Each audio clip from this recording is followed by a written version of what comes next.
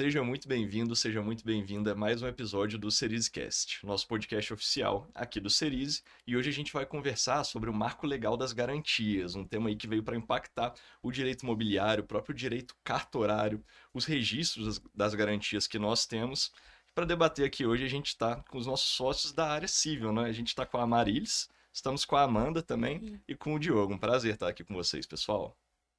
Obrigada, Thales. O prazer é todo nosso. Muito obrigada, Amanda, Diogo, pela E, presença. gente, tudo bem? Queria agradecer a oportunidade de estar aqui novamente para trazer esse tema que é um grande desafio, que ainda vai ter muitas repercussões, mas estamos confiantes aí que vai trazer bons resultados para o mercado empresarial. Agradeço a presença também. Thales, muito obrigado pelo convite. Estaremos aqui, acho que vai ser bem bacana a nossa conversa. Com certeza vai ser muito produtivo. Então vamos lá, pessoal. Marco legal das garantias, né? Vamos começar aqui contextualizando, afinal, o que é esse novo marco que a gente tem, não é, na legislação? O que ele traz de diferente? Quais que são as mudanças que tem em relação à legislação anterior? Vamos começar trabalhando essas diferenças do antes e depois. Depois a gente avança aqui para os aspectos práticos. Pode dar um panorama geral para a gente, Amandinha? Claro, o Marco Legal das Garantias é uma lei que foi aprovada no final do ano passado. E que foi ali objeto de muita discussão, teve ali vários momentos conflituosos entre o próprio poder legislativo e o poder executivo, mas basicamente, né, de uma forma simples para nossa audiência conseguir entender, foi uma legislação que trouxe ali a desburocratização, né, de alguns procedimentos relacionados à concessão de créditos e garantias, tanto no mercado imobiliário, quando a gente fala de garantias de imóveis, quanto outros tipos de garantias e crédito no geral. A grande promessa, né, do Marco Legal das Garantias, né, no momento da sua aprovação, é que haveria uma desburocratização, né, do procedimento que levaria futuramente a uma redução nas taxas de juros, né, dos principais financiamentos, do sistema financeiro como um todo, pela redução do risco, né? Porque hoje a gente sabe que o Brasil, ele é um ambiente ainda visto, né, como um ambiente de risco nessa questão de crédito, na questão de financiamento de negócios, o que onera muito a taxa de juros que é aplicada nesse tipo de operação, pelo próprio risco do credor não receber depois, né? As empresas muitas vezes acabam, não só empresas, mas pessoas, né, passando ali por situações de mercado, né, de volatilidade. Então, o grande objetivo é que haja futuramente uma redução aí no risco e, consequentemente, nos juros, aumentando a oferta de crédito com mais segurança também para os credores. Então, de certa forma, é isso, né? E ela vem trazendo aí alguns movimentos que já vem acontecendo de extrajudicialização, né? De tirar algumas coisas ali da mão do Poder Judiciário, levar para os cartórios, que já vem acontecendo aí com questão de inventário, divórcio, a própria uso capião, né? Como a gente está falando de imóveis, é uma tendência aí que vem chegando e que a gente vê com um olhar muito positivo, né? Eu particularmente vejo. Até para desafogar nosso judiciário também, né? Que Com está numa certeza. situação que a gente vê exponencialmente crescente e tem utilizado ferramentas de inteligência artificial, tem usado ferramentas de categorização de processo, mas a gente vê que num ambiente cada vez mais crescente de judicialização acaba que fica inviável mesmo. Então, acho que um dos pontos principais que a gente pode destacar aqui realmente é esse direcionamento de uma forma cartorária, né? Essa mudança de procedimento. Então, tendo em vista esse panorama inicial aqui, vamos comentar que eu já trago o Diogo para a conversa também, para a gente conversar um pouco sobre as implicações que as alterações vieram trazer aqui para os empresários, especificamente nesse momento, para o setor imobiliário, né? Então, quais que são ali os principais benefícios, os desafios que a gente enfrenta? Vamos trazer esse debate aqui para a mesa. Certo, Thales. Essas alterações da lei, desse marco legal das garantias, elas impactaram de forma muito positiva para o empresário. Tanto nas operações imobiliárias quanto em operações não imobiliárias que utilizam do sistema de garantias. As mudanças na legislação, como bem a Amanda falou, vieram para tornar mais fácil a execução, ou seja, elevar a recuperabilidade dos créditos. Então, já trazendo um aspecto aqui específico da legislação, que é a possibilidade de alienação fiduciária superveniente. O que é essa alienação fiduciária superveniente? É a possibilidade de se onerar o imóvel, após ele já ter uma alienação fiduciária, você instituir uma propriedade fiduciária sobre uma propriedade superveniente, aquela que vai advir após a satisfação da dívida do devedor, e ele vai passar a ter propriedade sobre esse bem, então esse bem já será passível de ser alienado posteriormente. Isso é algo que é trazido agora pela legislação e tem um efeito muito bom na prática, no mercado imobiliário. Isso vem com uma potencialidade de dar ao empresário mais ferramentas para ele ter uma concessão de crédito e para que ele possa, inclusive, aproveitar melhor a garantia. Porque se ele tem um imóvel de R$1 milhão, ele não necessariamente precisa fazer apenas um empréstimo de 200 mil e se contentar com isso. Ele pode investir mais na sua atividade empresarial e aproveitar a potencialidade desse bem. Se esse bem ele ainda tem R$800 mil de valorização, ele pode ter mais crédito para poder injetar na atividade dele. Então, isso é até no mercado que é chamado de capital morto, é aquele capital que não é aproveitado pela garantia.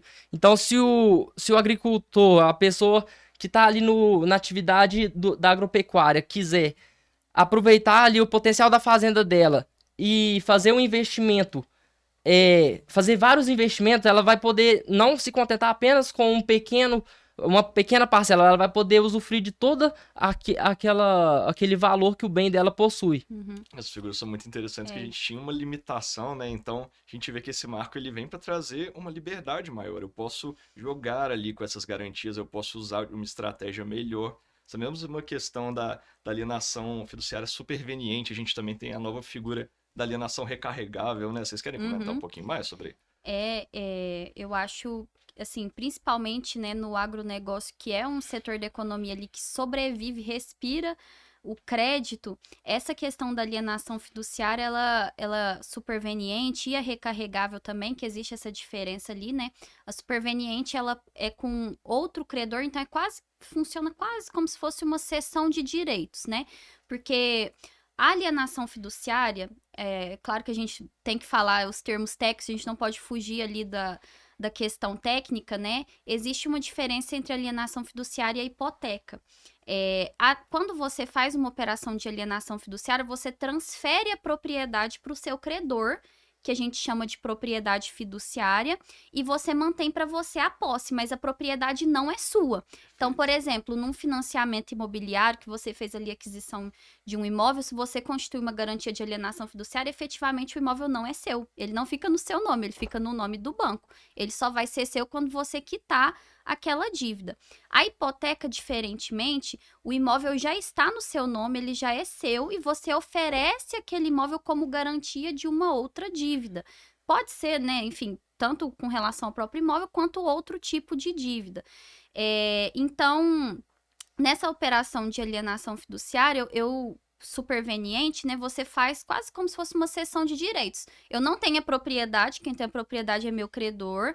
São operações ali geralmente de longuíssimo prazo ali, de 30 anos, 20 anos, 10 anos, mas eu tenho a expectativa de pagar e ter aquele imóvel. Então, o meu credor, né, um segundo credor, ele vai aproveitar essa expectativa que eu tenho, né, de aquisição desse direito e vai me oferecer mais crédito considerando o valor de avaliação daquele imóvel, né?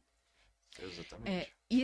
Essas inovações, Thales, assim, elas são bastante interessantes, são paradoxos, são marcos legais interessantíssimos para o nosso ambiente legislativo, mas eu acho importante ressaltar também que elas precisam vir acompanhadas de uma concessão de crédito responsável, para que a gente não tenha aqui no Brasil algo semelhante ao que aconteceu nos Estados Unidos com a crise do subprime. Porque lá, o que aconteceu lá para a gente chegar naquele cenário da crise? Foi uma concessão indiscriminada de crédito sem um lastro de garantia. Então, O que o Diogo e a Amanda trazem para nós, dessa questão do crédito do imóvel, do capital morto, né? Isso era um problema latente para os empresários, para os produtores, porque eles tinham ali um imóvel, um bem com valor relevante, e eles tinham uma certa dificuldade de gerar valor daquilo ali na sua operação. E essa legislação, ela traz muito bem essa possibilidade deles poderem capitalizar aquela propriedade, aquele bem. Mas isso precisa ser olhado com muito critério pelo mercado financeiro na hora deles fazerem a concessão de crédito, para que eles não utilizem essa nova ferramenta legislativa, essa nova forma esse novo modelo, né, de garantia, com essa possibilidade da alienação fiduciária superveniente, para utilizar o mesmo bem para múltiplas operações, de uma forma que acabem fazendo operações sem lastro creditício, sem lastro de garantia, até chegar a um ponto que você explode, né? E chegar num ponto de uma situação semelhante ao que aconteceu. Então a inovação é super bem-vinda, mas ela tem que vir acompanhada de uma concessão de crédito responsável para a gente não trazer um efeito inverso, um efeito nefasto ao mercado de crédito, que é uma crise de desvalorização das garantias e aí acabar tendo um efeito rebote reverso. Com certeza. E um ponto também que eu acho muito interessante, né? Aproveitando que a gente tá falando aqui sobre alienação fiduciária, que às vezes muitas pessoas estão nos ouvindo pensar assim, mas o banco, ele já tem uma análise de risco ali muito grande, eles já vão te oferecer ali um valor talvez muito reduzido com relação ao valor de avaliação, mas é um mito, né, que a gente precisa trazer aqui à tona, que no Brasil hoje não se faz alienação fiduciária somente através de instituições financeiras. Então, muitos empresários, por exemplo, loteadores ou que trabalham com empreendimentos imobiliários, eles podem também utilizar a alienação fiduciária como uma forma ali de garantir, né, a aquisição dos lotes, dos empreendimentos, fazer essas operações na via particular. Muitas pessoas não sabem que isso é possível. Então, não só as instituições financeiras, que aí com certeza têm uma equipe de análise de risco muito maior, muito mais potente, mas também os empresários fazendo essas operações de forma particular também precisam se atentar a essa questão de que não é simplesmente, eu tenho uma garantia aqui em imóvel, então para mim tá resolvido, pronto.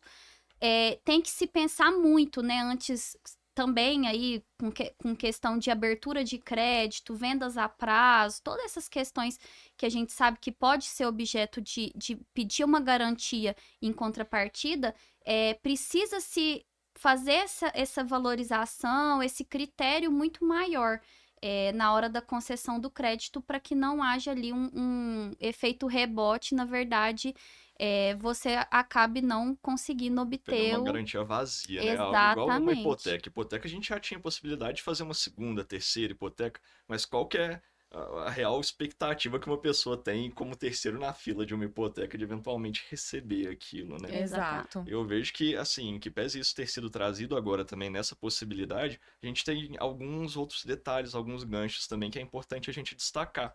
A exemplo também da possibilidade agora da gente garantir uma alienação fiduciária com o imóvel de outra pessoa, né? Sim. Não necessariamente aquele próprio bem, mas esse marco trouxe pra gente essa possibilidade da gente conseguir garantir com o imóvel de terceiro.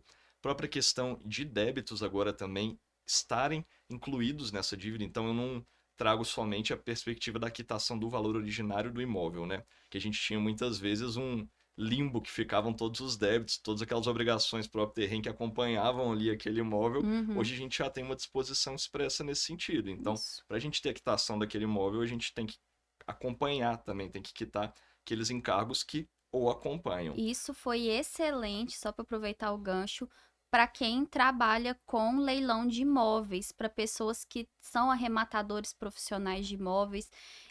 Essa legislação, porque geralmente, né, aí no setor de arrematação de imóveis, que já existe, né, o leilão extrajudicial, já é algo que a gente está familiarizado, mas que essa mudança da lei, ao incluir ali todos os débitos, todas as obrigações, também reduzir as possibilidades de anulação de leilão, ela trouxe algumas mudanças significativas, foi muito bom para os empresários, para as pessoas que investem em imóveis através dos leilões. Essa própria questão da anulação, né, é muito engraçado, porque a gente tinha antes uma certa insegurança jurídica. E a regra que a gente teve agora, partindo para essa questão que a gente vai aprofundar um pouquinho depois, sobre como é que funciona o procedimento, né, quais que foram as alterações, mas aproveitando esse gancho da nulidade, é que tendo uma nulidade hoje, depois desse marco na execução extrajudicial, essa transferência para o arrematante ela já não é considerada nula, né? Ela não é mais anulada. Então, ela é convertida em perdas e danos. Isso traz uma segurança jurídica maior. Mas para a gente ir encaminhando por partes, a gente vai chegar nesse momento dos procedimentos. Queria trazer aqui para a mesa, já que a gente entrou no mercado imobiliário, quais que são as perspectivas que a gente tem agora no agronegócio, né? Como que essas regras elas podem afetar o produtor rural, as próprias operações de crédito do agronegócio? Como que vocês destacam essas principais mudanças? Então, Thales, bom, o agronegócio, como a Amanda falou, né, ele é movido essencialmente através da concessão de crédito. Então, assim, uma legislação que vem para mudar e para alavancar o sistema creditício, ela é muito bem-vinda para as duas partes, tanto para o credor quanto para o devedor, porque para o devedor também, ele ter facilitação da concessão de crédito é essencial, porque se o crédito é barateado, o dinheiro para ele também vai ficar mais barato. Então, para o lado do produtor também foi muito positivo, num primeiro momento, ter uma legislação facilitando e desburocratizando o sistema de concessão de garantias. A gente avalia que um dos principais benefícios é essa questão da possibilidade de ter a alienação fiduciária em graus supervenientes. O Diego começou a falar um pouco sobre isso. O produtor, ele tinha essa situação muito latente de ter uma propriedade, às vezes uma propriedade valiosa, e diferente de um crédito imobiliário, para você financiar um imóvel, que você compra aquele imóvel e paga lá em 20 anos, no agro, o crédito, ele é aquele giro curto, né? De 1 ano, 2 anos, ele gira conforme a safra. Perfeito. Então, às vezes, o produtor tinha aquele imóvel super valioso e ele não conseguia pegar mais do que um financiamento com aquele imóvel, porque ele já pegou o financiamento com uma instituição, tinha dado aquele imóvel em alienação para aquela instituição e ele não podia fazer mais nada com aquele imóvel. Então, ele estava com um imóvel valiosíssimo travado em apenas uma instituição que, de repente, o limite de crédito não alcançava toda a potencialidade que aquele imóvel podia dar para ele. Com essa nova legislação, as possibilidades de crédito que ele pode alcançar com o mesmo bem mudam completamente de cenário. Então, essa acho que é uma das principais alterações benéficas para o mercado do agronegócio. E a outra alteração, a nosso ver, já estava sendo, né, discutida lá numa das legislações que alterou a lei das CPRs, era a possibilidade de alienação fiduciária de bens móveis.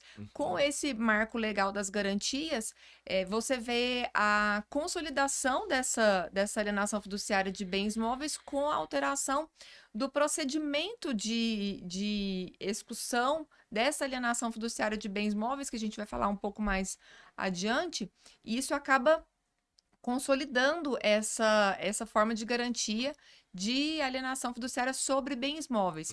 Isso traz uma dinâmica muito mais ágil, né, de você tirar essa garantia do judiciário, você tirar a dependência do credor do judiciário, e acaba, se isso for funcionar na prática, né, a gente vai ver um pouco que isso ainda não está rodando na prática, mas se essa forma de execução extrajudicial realmente se implementar e conseguir vingar né? Digamos assim, a gente costuma falar no direito que a legislação tem que vingar, né? Tem que Uhum. pegar.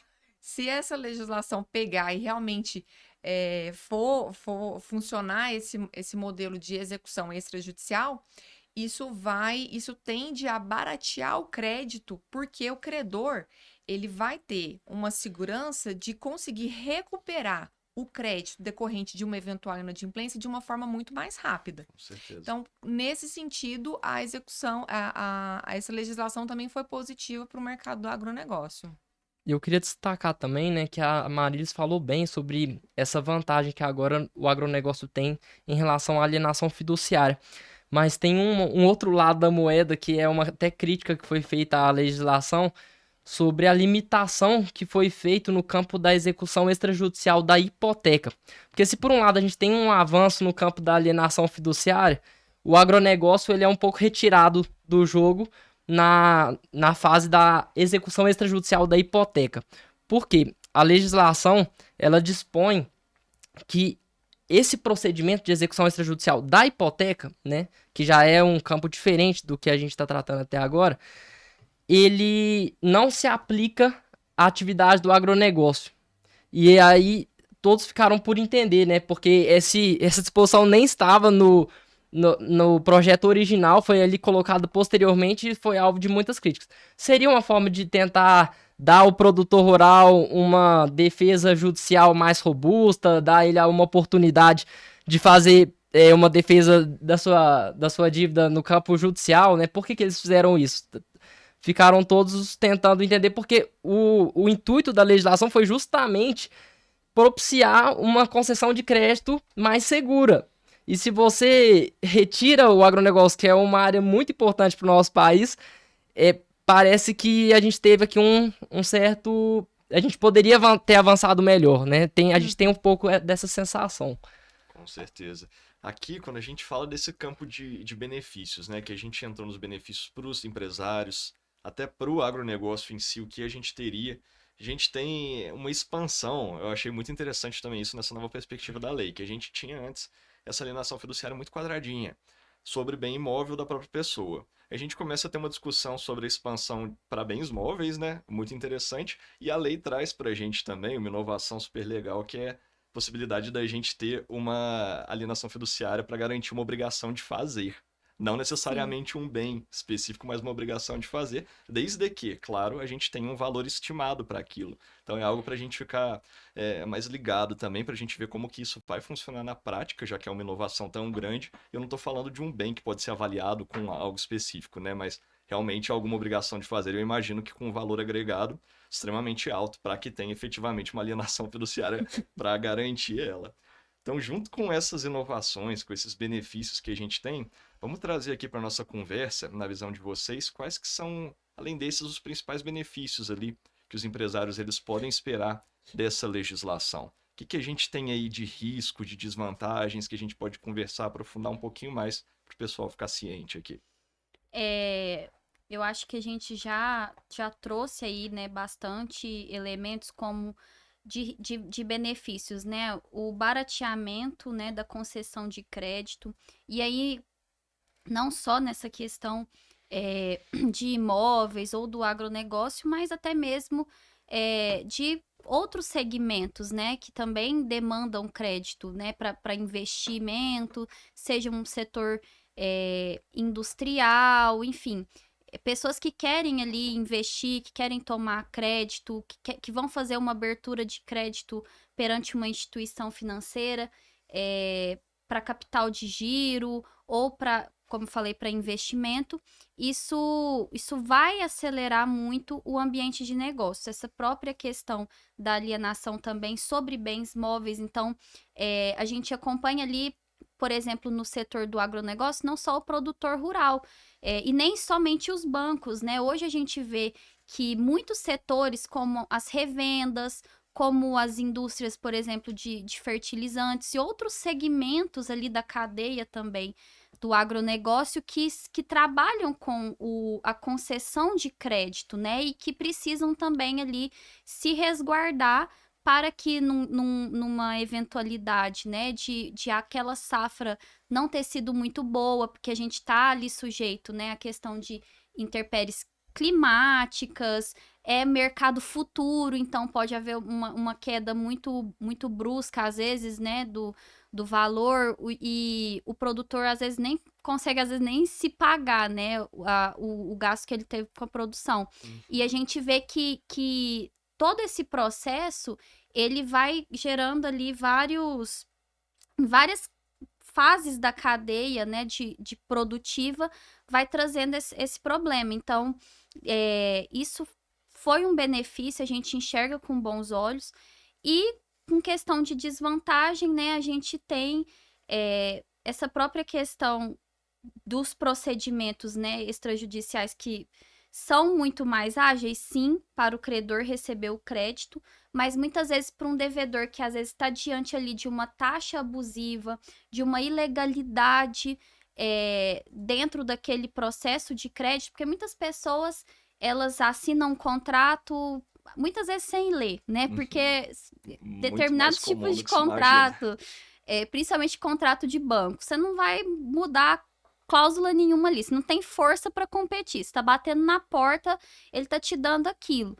Mas muitas vezes existem situações que são ilegais. E ali, às vezes, dependendo da forma que esse procedimento for realizado, você sempre vai ter, claro, o judiciário para recorrer, mas muitas vezes você vai diminuir esse tempo, essa forma de conseguir executar essa defesa, né, antes de perder o bem, antes de ter o bem apreendido. Então, por um lado, é uma vantagem, né, pro credor, para diminuir também a taxa de juros para o devedor, mas também pode gerar alguns problemas aí quando a gente se depara com algumas abusividades que a gente sabe que acontecem, principalmente no mercado financeiro, né? E isso pode acabar trazendo aí alguns problemas para o empresário, que às vezes vai perder um equipamento, uma máquina vai ser apreendido, que é algo essencial ali, às vezes, para a produção dele, algo que ele precisa, e ele vai perder muito mais rápido, às vezes vai reduzir essa chance dele produzir ali alguma defesa, né? Eu vejo pelo menos isso como uma desvantagem também. Com certeza. Já para a gente abrir aqui o gancho, né, para a gente já começar a explicar sobre o procedimento, uma alteração também que eu gostaria de destacar pode ser interpretado, claro, dependendo do polo que você está, como um ponto positivo ou como um ponto negativo, que é a separação que foi trazida agora sobre a alienação fiduciária residencial e a não residencial, que é um ponto também importantíssimo da lei, né? Como é que funcionava antes desse panorama? Antes desse novo marco, a gente tinha uma modalidade única de alienação fiduciária, que era o seguinte: o credor consolidava a propriedade, o imóvel era levado a leilão, e caso ele não fosse arrematado, não chegasse nas condições mínimas para ele ser arrematado, consolidava a propriedade, eu tinha que dar quitação. Era assim que funcionava. Hoje, a legislação ela diversificou, ela ramificou em duas modalidades diferentes. Eu tenho, então, a modalidade da alienação fiduciária para imóvel de uso residencial, e a regra continua sendo a mesma. O imóvel ele é consolidado, propriedade em nome do credor. Se ele não for arrematado no leilão, dá a quitação por conta do imóvel. Agora a gente tem a outra modalidade. Se o empréstimo ele for feito para qualquer outro sentido que não para fins residenciais de uso próprio, a gente tem a regra que se o leilão for frustrado, o devedor continua sendo devedor nesse sentido. Então a gente tem uma regrinha, né? E por isso eu disse aqui para abrir o gancho sobre essas novas regras procedimentais. A gente tem, por exemplo, a questão de que a arrematação não pode ser feita em lance inferior a 50% do imóvel. E caso o imóvel seja arrematado por 50% do valor, vamos dizer, o imóvel é avaliado em R$1 milhão, ele é arrematado por 500 mil. O credor pode aceitar, e nesse sentido, o devedor continua sendo o devedor dos 500 mil faltantes, né? Isso fora os encargos que a gente já comentou aqui que acompanham o imóvel. Então essa é uma inovação que tem que estar ligado, é muito importante a gente ter em mente. Com essa deixa aqui então, pessoal, eu chamo vocês para a gente conversar sobre as principais alterações que vocês entendem nas regras processuais, procedimentais, que influenciam hoje esse processo da gente executar a garantia, né? Quais que são as novas estratégias, os pontos principais que vocês trazem para a gente? Então, Thales, essas questões processuais foram, acho que, o principal motivador do mercado na exigência no clamor por novas regras, a respeito das garantias. O mercado clamava por regras e procedimentos de execução das garantias dos credores mais ágeis. Os credores, eles concediam crédito e quando eles se viam diante de uma situação de inadimplência, eles sentiam dificuldade de recuperar de volta o dinheiro concedido. Dificuldade de conseguir liminar, morosidade da justiça é uma realidade, Uhum. processos com inúmeros recursos, inúmeras etapas. Então, até ele conseguir colocar de volta dentro do caixa o dinheiro que ele havia concedido para o credor, ele tinha que vencer inúmeras barreiras e inúmeras etapas, e ele tinha que despender um recurso muito grande. É isso que encarece o crédito. Então essas alterações são uma das principais alterações que o mercado exigia e que motivaram essa legislação. Então, eu citaria aqui as legislações, as alterações desse marco legal de garantias que implementaram procedimentos extrajudiciais para executar as garantias que estão sendo concedidas pelos credores. Então, por exemplo, alienação fiduciária de bens móveis, alienação fiduciária de bens imóveis. A de imóveis já existia, né? Mas agora de bens móveis. Então, a lei trouxe a possibilidade de todo o procedimento ser feito no cartório, assim como já existia para os bens imóveis. Então, é um procedimento muito parecido com o que já tinha para os bens imóveis. Existe uma série de etapas ali que é feita toda pelo cartório. São feitas notificações, são concedidas oportunidades do devedor purgar a mora. Se ele não purga a mora, o credor tem a oportunidade de fazer a busca e apreensão com auxílio até inclusive de empresas terceiras. Outra inovação que a legislação trouxe foi um procedimento de mediação prévia ao protesto. Então, mediante requerimento do credor, antes do protesto ser efetivado, o cartório de protesto pode intimar o devedor para propor uma solução consensual antes para pagamento da dívida. Uma forma também de resolução da dívida antes que o protesto seja efetivado. Formas, então, de solução extraprocessual da dívida, tentando otimizar aí a solução da dívida e a resolução das pendências do devedor e antes mesmo de ser judicializado. Perfeito. Até em questão de procedimento também, outros pontos interessantes para destaque é a própria questão de um benefício aqui para o devedor agora, né? Algo, vamos dizer, algo que não tinha antes e foi uma inovação que eu acho importante a gente abordar, é que na legislação anterior, em vigor, a gente não tinha uma proteção em relação à mora do credor. O que que isso significa? Vamos dizer que eu, devedor, quitei todo a meu débito. Agora eu quero que a propriedade seja consolidada em meu nome, por óbvio. Antes a gente não tinha uma penalidade expressa no caso da mora do credor passar agora o imóvel para o meu nome devedor. E essa é uma inovação que a gente tem agora. Porque se forem ultrapassados 30 dias ali, depois da minha quitação, né, depois da formalização da conclusão do crédito ali, a gente pode ter penalidades estipuladas para esse credor, caso ele incorra nessa mora. Aproveitando que a gente está falando de mora, que a Marilis concluiu ele muito bem com a questão da purgação da mora, a gente teve essa novidade também, essa inovação em relação a onde eu notifico o devedor para a purgação da mora. Então agora, como a gente tem essa novidade que a gente comentou lá no início da alienação fiduciária superveniente, ou seja, eu posso trazer mais de uma alienação fiduciária, mais de um imóvel ali para garantir também aquela dívida em relação a própria alienação que eu fiz, né? A gente vai entrar aqui nessa discussão sobre um imóvel garantindo várias dívidas ou vários imóveis garantindo uma dívida. A gente tem a possibilidade, se mais de um imóvel garantindo vários imóveis garantindo a mesma dívida, eu como credor posso escolher em qual cartório, em qual circunscrição eu vou notificar aquele devedor. Então a gente acaba também com uma necessidade ali de várias notificações em vários cartórios distintos, o que acarreta vamos colocar assim, é contrário a uma eficiência operacional. A gente tem gastos elevados, a gente tem um prazo elevado para eu conseguir purgar essa mora. Então essa é outra novidade também que a gente pode debater. E nessa situação de vários imóveis estarem garantindo a mesma dívida, é interessante que o credor ele tenha a faculdade de excutir a garantia de forma conjunta ou de forma separada em atos sucessivos. Então a lei ela dá maior flexibilidade para o credor, que ele vai ter essa opção, se ele quiser fazer o leilão de todos os imóveis, né, e já garantir a dívida, ou ele pode ainda optar apenas por um imóvel. E anteriormente tinha aquela discussão, se ele optasse apenas por um imóvel, será que ele estaria renunciando às demais garantias? Então a lei já deixa bem claro que, obviamente, não se trata de uma renúncia.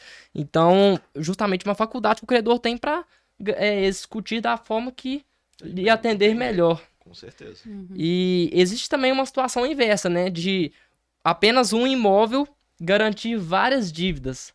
Isso também pode acontecer justamente porque existe essa elasticidade da garantia. Pode acontecer de você já ter um imóvel garantindo uma obrigação e vem depois uma nova ação, uma nova celebração, um aditamento, algo que é feito para aumentar ali o seu financiamento ou para você constituir um novo débito e você pode utilizar da garantia pré-constituída sem precisar cancelar ela. E aí você, então, tem essa elasticidade que é benéfica, sim, para o mercado e foi vista com bons olhos aí através desse marco legal das garantias. Muito show, pessoal. E com isso eu acho que a gente conseguiu abordar de um tema bem amplo aqui, né? De um tema bem novo, a gente conseguiu trazer, navegar legal nessas novidades. Então, para a gente concluir aqui, deixar sempre o ouvinte com aquele gostinho de quero mais, a gente tem o nosso painel de sugestões de conteúdos. Então eu convido vocês aqui para trazerem algumas sugestões, podem ou não estar vinculadas com o centro aqui, o tema central do nosso bate-papo, não é?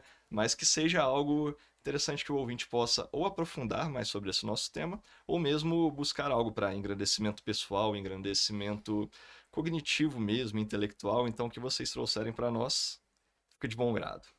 Certo.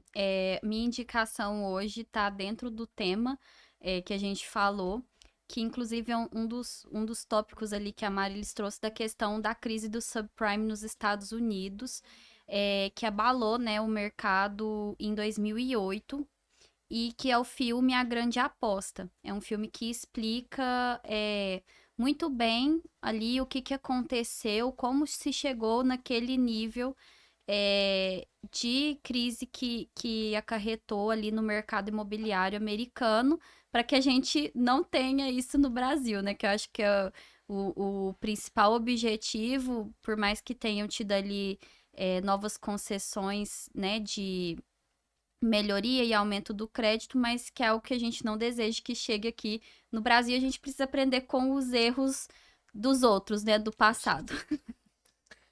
Thales, eu adorei esse tema. Obrigada, Amanda, Diogo. Eu achei que foi um tema, assim, incrível. É um tema que a gente está vivendo muito no nosso dia a dia. Os nossos clientes, a gente está estudando muito esse assunto para trazer novas ferramentas para os contratos dos nossos clientes, na concessão de crédito, para trazer operações mais arrojadas, para que eles possam estar no dia a dia fazendo operações mais seguras, para que possam no dia a dia estarem tendo execuções mais rápidas, mais ágeis, Mais econômicas. Uhum. E assim, os próximos meses serão meses de muito aprendizado, né? Como toda legislação nova. Nós estamos vivenciando aí momentos de muita incerteza nessa nova legislação, de muito questionamento. A gente está acompanhando aí as entidades. Algumas entidades entraram com ações questionando a constitucionalidade dessa legislação. Então, assim, isso nos traz uma certa reflexão, né? uma dessas entidades foi a Associação dos Magistrados, né? Eles questionam que essa legislação ela traz a privatização da justiça, porque coloca na mão do cartório uma função privativa do magistrado, que é a execução.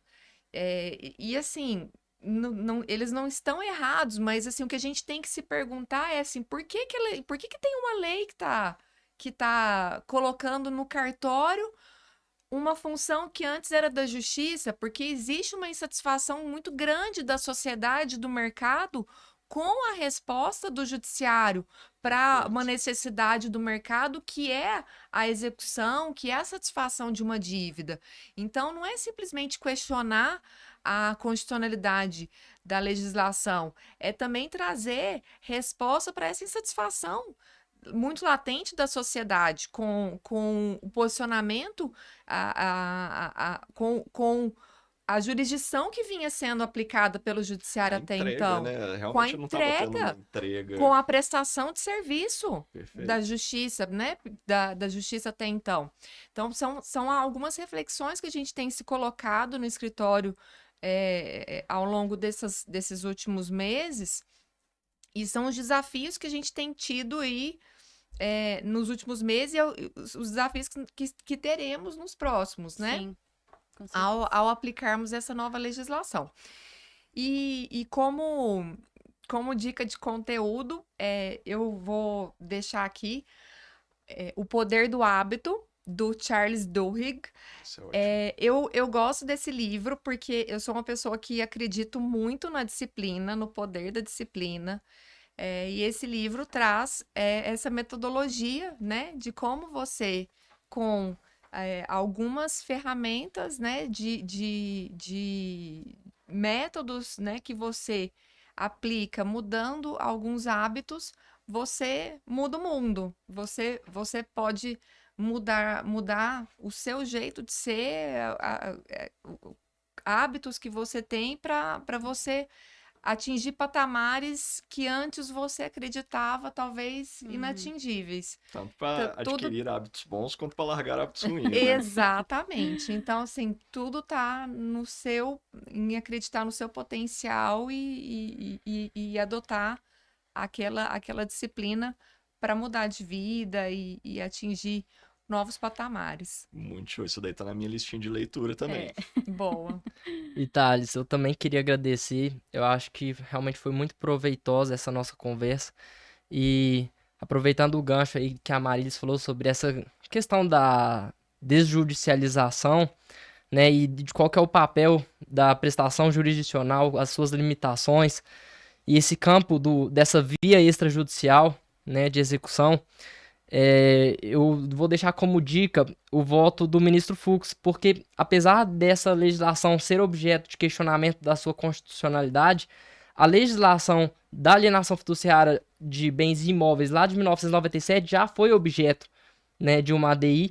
Então, o STF teve já a oportunidade de se manifestar sobre essa importância da via extrajudicial, que não é incompatível com a via judicial, que vem para agregar, na verdade, que para deixar mais célere, mais facilitada, né, a recuperabilidade do crédito. Então, eu vou deixar essa dica aí, depois eu coloco para vocês. E por que naquele momento não foi, né? Não foi inconstitucional? Quando beneficia determinado segmento da economia, uma classe privilegiada, ok. Agora, quando é para explodir para um segmento maior, vamos então alcançar um segmento maior da economia. Vamos deixar o extrajudicial aplicável para todo mundo. Então agora, peraí, Sim. né? Vamos pensar duas Acho que vamos rever se é constitucional mesmo. Nossa. É curioso, legal, pessoal. Então, para deixar um pouco mais eclético aqui também, a minha dica de hoje vai ser uma série da Netflix. Uma série da Netflix que foi publicada há pouco tempo, chegou lá nos tops deles, que é a Owning Manhattan, ou então, abrasileirando, Dominando Manhattan. Eles trazem ali numa perspectiva de primeira pessoa o dia a dia, salvo engano, né, porque eles gravaram, era da sexta maior grupo imobiliário ali de comércio de imóveis de luxo de Manhattan especificamente, mas também da região ali em torno, Brooklyn, entre outros bairros. E é interessante que não só eles trazem a forma comercial de lidar ali no dia a dia com os aspectos de imóveis, já que a gente está falando de garantia aqui nesse episódio de hoje, mas ele também traz muitas lições importantes de liderança, porque ele mostra lá o CEO e a gestão, né, que eles têm em relação aos colaboradores e passa ali realmente por conflitos. Claro que, por ser uma série da Netflix, vários conflitos são combinados, são encenados, mas é importante até para aprender a ter um pouco de jogo de cintura também com as pessoas que a gente lida no dia a dia empresarial. Então, com isso, pessoal, a gente fecha aqui, a gente encerra. Eu agradeço a todos vocês que estiveram nos ouvindo aqui hoje, agradeço aos nossos convidados mais que especiais e até a próxima, pessoal. Tchau. Obrigada. Obrigado.